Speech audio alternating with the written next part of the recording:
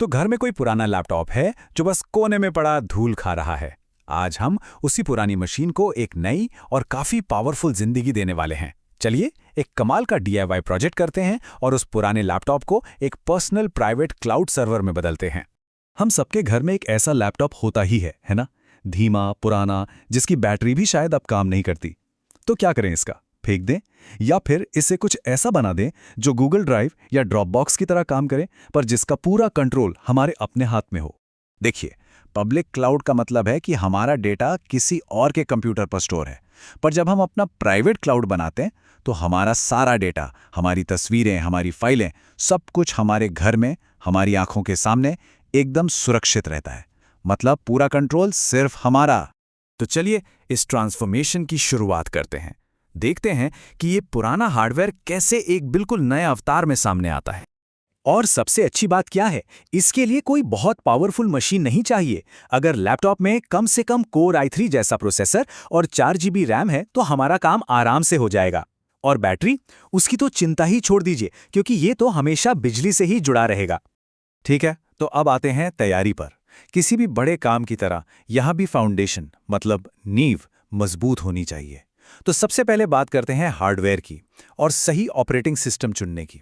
देखिए, विंडोज़ एक बेहतरीन ऑपरेटिंग सिस्टम है, पर सर्वर के लिए यह थोड़ा भारी पड़ जाता है।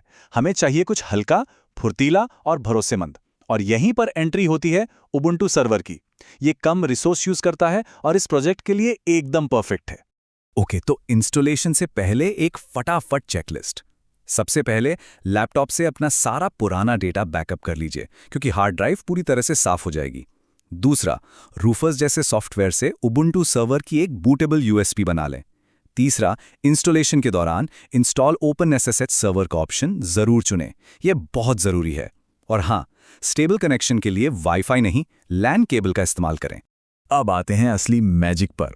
वो कुछ खास सेटिंग्स जो एक आम से लैपटॉप को एक प्रॉपर 24 घंटे चलने वाले सर्वर में बदल देंगी। जरा सोचिए, सारी मेहनत की, सब कुछ सेट किया और जैसे ही लैपटॉप का ढक्कन बंद किया, सर्वर बंद। ये एक आम प्रॉब्लम है, क्योंकि लैपटॉप को ऐसे ही प्रोग्राम किया जाता है। पर फिक्र नहीं, इसका एक बहुत ही आसान सा हल है। कोई लंबी चौड़ी कोडिंग नहीं करनी, बस एक कॉन्फ़िगरेशन फाइल में एक छोटा सा बदलाव करना है। टर्मिनल में login.conf फाइल खोलिए और जहां handle lid switch is equal to suspend लिखा है, उसे बदलकर handle lid switch is equal to ignore कर दीजिए। बस हो गया काम। अब ढक्कन बंद होने पर भी सर्वर चलता रहेगा। अब जैसे हमारे घर का एक फिक्स पता होता है, वैसे ही हमारे सर्वर का भी नेटवर्क पर एक फिक्स पता होना चाहिए। इसे कहते हैं स्टैटिक आईपी। अगर ये नहीं होगा तो राउटर हर बार उसे नया एड्रेस दे देगा। ये आप अपने राउटर की सेटिंग्स में जाकर आसानी से सेट कर सकते हैं। अब एक नाम आएगा, डॉकर। नाम सुन के घबराना नहीं है।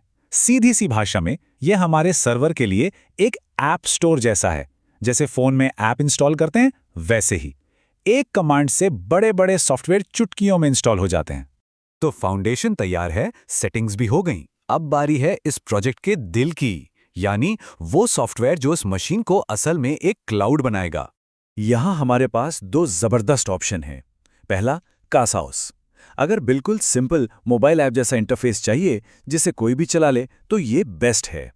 और अगर कुछ प्रोफेशनल लेवल का, बिल्कुल गूगल ड्राइव के टक्कर का चाहिए जिसमें फीचर्स ही फीचर्स हो, तो फिर नेक्स्ट क्लाउड से बेहतर कुछ नहीं।